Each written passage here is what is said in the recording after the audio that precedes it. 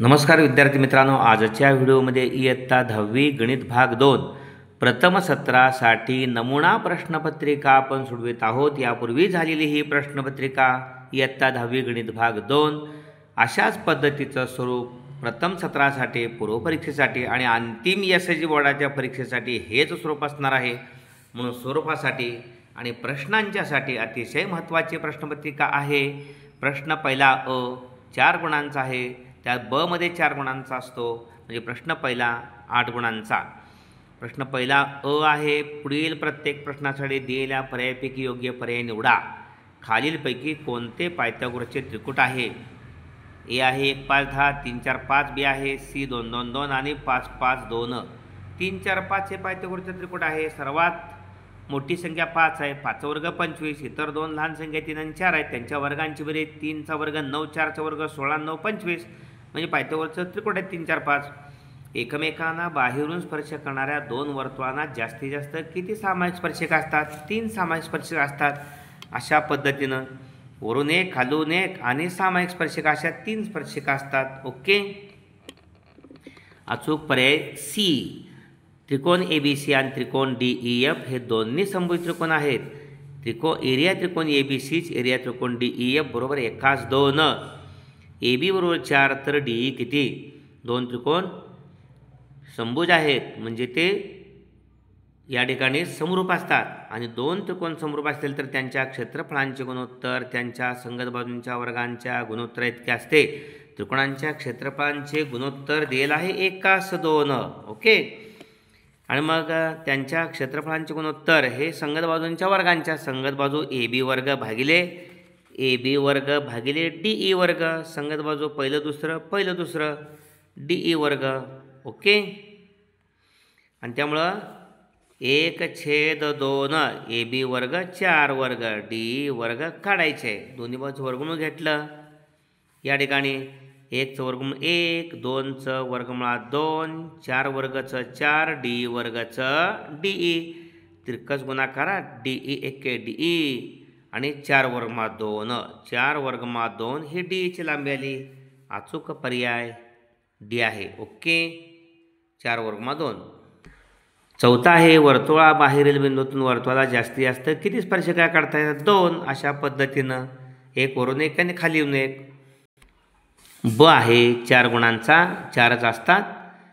या ठिकाणी प्रश्न पहिला ए आणि बी यामध्ये एक्स्ट्रा प्रश्न नसतो, त्यामुळं 8 पैकी 8 गुण पडलेच पाहिजेत। इथं एखादा गुण गेला 8 मध्ये तर आपल्याला 40 पैकी 40 मार्क्स मिळणार नाहीत। बतला पहिला, एका त्रिकोणाचा पाया 9 आणि उंची 5 आहे, दुसऱ्या त्रिकोणाचा पाया 10 आणि उंची 6 आहे, तर त्या त्रिकोणाच्या क्षेत्रफळाचे गुणोत्तर काढा। या ठिकाणी पहिल्या त्रिकोणाचं क्षेत्रफळ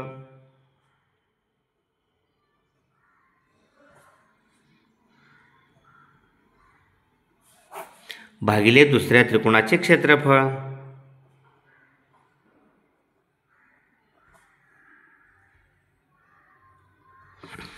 पहिल्या त्रिकोणाचा पाया गुणिले उंची, हे दुसऱ्या त्रिकोणासाठी पाया गुणिले उंची। पहिल्या त्रिकोणाचा पाया 9 उंची 5 आहे, म्हणजे 9 गुणिले 5 मागं बरोबर चिन्ह। दुसऱ्या त्रिकोणासाठी 10 पाया आणि 6 उंची, 5 एके 5 दुने 10, 3 त्रिक 9, 3 दुने 6, वरती 3 एके 3 आणि खाली 2 दुने 4, त्यामुळं 1/4 हे गुणोत्तर मिळालं। ओके, 2 त्रिकोणांच्या क्षेत्रफळांचे गुणोत्तर 1/4। एक गुणासाठी एका समभुज त्रिकोणाची बाजू 2 आहे, तर त्याची उंची काढा। या ठिकाणी समभुज त्रिकोणाची उंची, समभुज त्रिकोणाची उंची बरोबर सूत्र आहे बाजू गुणिले वर्गमुळात 3/2, म्हणजे बाजू आहे या ठिकाणी 2a गुणिले वर्गमुळात 3/2, 2 ला 2 गेले म्हणजे वर्गमुळात 3a। ओके, ही बाजू आली समभुज त्रिकोणाची बाजू वर्गमुळात 3a।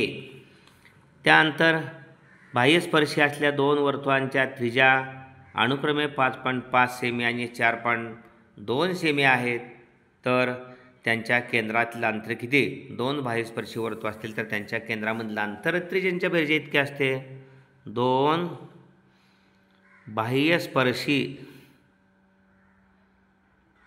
वर्तुळांच्या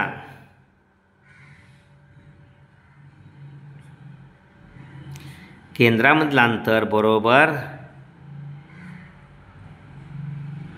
त्रिज्यांची बेरीज. पहिल्याची त्रिज्या आहे 5.5 अधिक दुसऱ्याची त्रिज्या आहे 4.2. 5 आणि 2 7, 5 आणि 4 9, 9.7 सेमी. ओके, 2 बाह्यस्पर्शी वर्तुळांच्या केंद्रातील अंतर 9.7 सेमी. चौथा आहे त्रिकोण ए. जर त्रिकोण ABC समरूप त्रिकोण PQR AB छेद PQ 7/5 तर यापैकी मोठा त्रिकोण कोणता? त्रिकोण ABC आहे, कारण या ठिकाणी AB ही PQ पेक्षा मोठी आहे, म्हणून या ठिकाणी त्रिकोण ABC हा मोठा त्रिकोण आहे. असा A 4 गुणांचा आणि B 4 गुणांचा 8 गुणांचा झालेला आहे. प्रश्न दुसरा अ. कोणतेही 2 कृती पूर्ण करायच्या आहेत. 3 दिलेल्या असतात, पैकी 2 सोडवायचे असतात. 4 चौकटी असतात लिहायच्या, प्रत्येकी अर्धा गुण म्हणजे 2 गुणांचा, बेदुनी 4. पहिल्या आकृतीत PT ही स्पर्शिका आणि रेषा AB ही छेदिका आहे. AB या ठिकाणी 3.9 आहे, PB 1.3 आहे. तर PTची लांबी काढण्यासाठी कृती पूर्ण करायची आहे. PTची लांबी काढण्यासाठी सूत्र आहे PT वर्ग बरोबर PB गुणिले PA. PT वर्ग बरोबर PB गुणिले PA. पहिली रिकामी जागा किमती गाठलेत. 1.3 PA ही PA 3.9 आणि 1.3 म्हणजे 5.2 PA पाहिजे. 5.2 1.3 आणि 5.2 ही दुसरी रिकामी जागा 5.2 आहे. 1.3 आणि 5.2चा गुणाकार 6.76 आहे. 13 2 26ला 6 2, 13 5 65 2 67, 6.76, 670 वर्ग 26. पण मध्ये पॉईंट आहे 2.6 इथं, 2.6चा वर्ग 6.76. PT बरोबर 2.6. ओके, त्यानंतर बाजूच्या आकृती दुसरा आहे. आता हे झालं की 2 गुणांचा. बाजूच्या आकृतीतील माहितीवरून AB आणि BC काढण्यासाठी रिकाम्या जागा भरा. AC 18 आहे वर्गमुळात आणि AB आणि BC काढायचे आहे. 45 45 90 मापाचा त्रिकोण आहे. यामध्ये AB बरोबर BC बरोबर एकरूप बाजूंची लांबी 45 45 90 मापाचा काटकोन त्रिकोण असेल तर काटकोन करणाऱ्या बाजूंची लांबी कर्णाच्या 1/2 म्हणजे 1/2. इथं पुन्हा 1/2 AC या ठिकाणी वर्गमात 18 आहे. पुन्हा 1/2 18 म्हणजेच 3/2. 18 म्हणजे 9 दुने 18, 9 वर्गमूळ 3, 3/2. वर्गमात 2ला वर्गमात 2 गेले 3 आले, म्हणजे AB आणि BC 3 आहेत. ओके, 1 2 3 4 चौकटी पूर्ण केल्या, या ठिकाणी 2 गुण आपल्याला मिळतात. ओके, तिसरा आहे सोबतच्या आकृतीत दिलेल्या माहितीवरून AP भागिले AB बरोबर AQ भागिले AC सिद्ध करण्यासाठी पुढील कृती करा. आता या ठिकाणी PQला समांतर BC आहे. त्रिकोणातील एका बाजूला समांतर असणारी ही रेषा आहे. त्यामुळं कोन APQला संगत कोन ABC, कोन APQला संगत कोन ABC ही पहिली रिकामी जागा संगत कोन. कोन PAQला BAC सामायिक कोन आहे. हे हा सामायिक आहे, म्हणून हे 2 त्रिकोण एकरूप आहेत, समरूप आहेत. त्रिकोण APQ समरूप त्रिकोण ABC को समरूप सोडवी त्यांच्या संगत भुजा प्रमाणात असतात. AP भागिले AB बरोबर AQ भागिले AC संगत बाजू. ओके, अशा पद्धतीने रिकामी जागा ब त्यातला सोडवायचा आपल्याला. ब प्रश्न दुसऱ्यातला अ हा 4 गुणांचा आपण सोडवला. त्यानंतर ब आहे कोणते 4 सोडवायचे? 5 असतात, प्रत्येकी 2 गुण, बेचोक 8 गुणांचा प्रश्न आहे. या ठिकाणी आकृतीमध्ये AB समांतर CD समांतर EF, AC 5.4 दिलेले आहे, CE 9 दिलेले आहे. 5.4 ही 9 दिलेले आहे. BD 7.2 दिले आहे आणि डी एफ काढायचे आहे. 3 समांतर रेषांच्या छेदिकांच्या गुणधर्मानुसार 3 समांतर रेषा आणि छेदिका यांच्या गुणधर्मानुसार म्हणावं लागेल.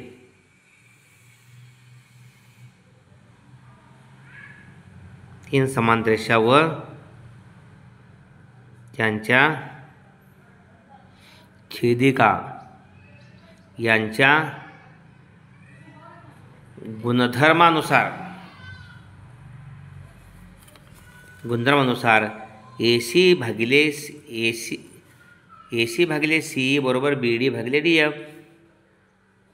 AC भागिले CE बरोबर BD भागिले DF. AC आहे 5.4, CE आहे 9. AC 5.4 आणि CE 9 आहे बरोबर BD या ठिकाणी 7.2 आहे. DF काढायचे. तिरकस गुणाकारामध्ये DF बरोबर 7.2 गुणिले 9 आणि त्याला भागिले DFला गुणिले 5.4 तो भागिले दशांश न गेले 2 ठेवा दुसऱ्या ठिकाणी. 9 सक्क 54, 9 8 72, 3 दूनी 7, 3 त्रिक 9, बेके 2 चौक 8, 4 त्रिकोण 12 आलं. DF बरोबर 12. अशा पद्धतीनं पुढचा प्रश्न आहे. आकृतीत PQ व SR या जीवा आहेत एकमेकीस बिंदू M मध्ये छेदतात. PM या ठिकाणी 9 आहे, MQ या ठिकाणी 8 आहे, SM या ठिकाणी 6 आहे. MR काढायचे आहे. गुणधर्म ओळखता आला पाहिजे. जीवांचं आंतरविभाजन आहे. जीवांच्या आंतरछेदनाचा गुणधर्म. जीवांचे आंतरछेदनाच्या गुणधर्मानुसार आपल्याला हा गुणधर्म कसा लिहिला पाहिजे. या ठिकाणी PM गुणिले MQ बरोबर SM गुणिले MR. PM गुणिले MQ, PM गुणिले MQ बरोबर SM गुणिले MR. किमती घालूया. या ठिकाणी PM 9 आहे, 9 MQ 8, PM 9 गुणिले MQ 8.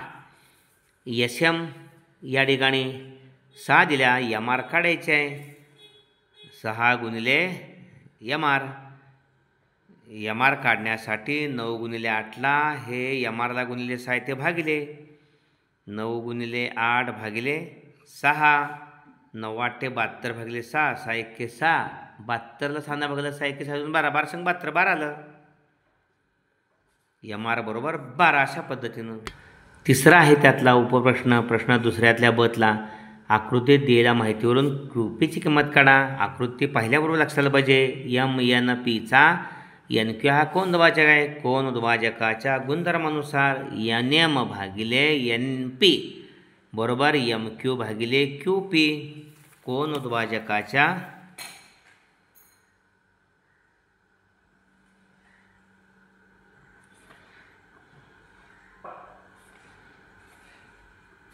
प्रमेयानुसार या ठिकाणी MN भागिले NP बरोबर MQ भागिले QP. 28 आहे MN. NP 40 दिले आहे बरोबर MQ 14 दिले आहे. QP काढायचे आहे. पहा 28 भागिले 40, MN भागिले NP 28 भागिले 40 बरोबर MQ भागिले QP 14 भागिले QP काढायचे. QP तिरकस गुणाकारात 14ला गुणिले 40 आणि QPला गुणिले येतो 28 येणार. QPला गुणिले 28 होतो भागिले येणार. 14 1 14 2 28, 2 40ला 2 2 4 2 0 0. QP बरोबर 20. ओके. त्यानंतर चौथा प्रश्न आहे. त्रिकोण ABC मध्ये B हा 90 आहे, A 60 आहे, AC या ठिकाणी A 30 मापाचा आहे, B 90 मापाचा आहे आणि या ठिकाणी कर्णाची लांबी AC 14 दिल्या, AB आणि BC काढायचे आहे. 30, 60, 90 मापाचा हा त्रिकोण आहे. त्यामुळे 30, 60, 90 मापाच्या प्रमेयानुसार 30 अंश, 60 अंश, 90 अंश मापाच्या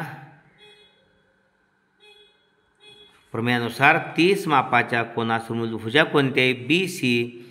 30 मापाच्या कोनासमोरील BC आहे ती कर्णाची निम्मे असते. BC बरोबर 1/2 AC. BC बरोबर 1/2 AC. BC बरोबर 1/2 AC 14 दिल्या. 2 न 14ला भागलं 7 आलं. BC बरोबर 7. ओके. तसेच 60 मापाच्या कोनासमोरील भुजा AB ही कर्णाची म्हणजे ACच्या वर्गमात 3/2 पट असते. म्हणजे AB बरोबर वर्गमुळात 3/2 गुणिले AC. वर्गमुळात 3/2 गुणिले AC 14 दिलेले आहे.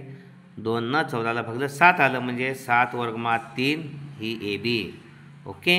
AB 7 वर्गमुळात 2 आणि BC 7. एकत्रित पुन्हा उत्तर लिहा खाली. त्यातला शेवटचा आहे 5वा प्रश्न दुसऱ्यातला बीतला. 3.6 सेमी त्रिज्येचे वर्तुळ काढा. या वर्तुळाला त्यावरील कोणत्याही बिंदूतून वर्तुळ केंद्राचा वापर न करता स्पर्शिका काढा. 3.6 सेंटीमीटर अंतर आपण वर्तुळ कंपासमध्ये घ्यायचं आहे. 3.6, 3.5 झालं आणि 1 मिलीमीटर 3.6 अंतर घेतलेलं आहे. ओके. 3.5 आणि 1 मिली तेवढ्या त्रिज्येचं वर्तुळ काढायचं आहे या ठिकाणी.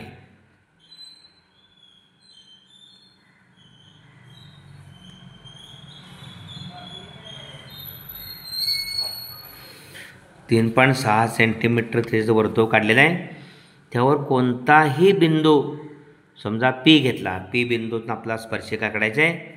त्यासाठी या वर्तुळावरून P सोडून आणखी 2 बिंदू घ्यायचे आहेत. याने B घेतला मी.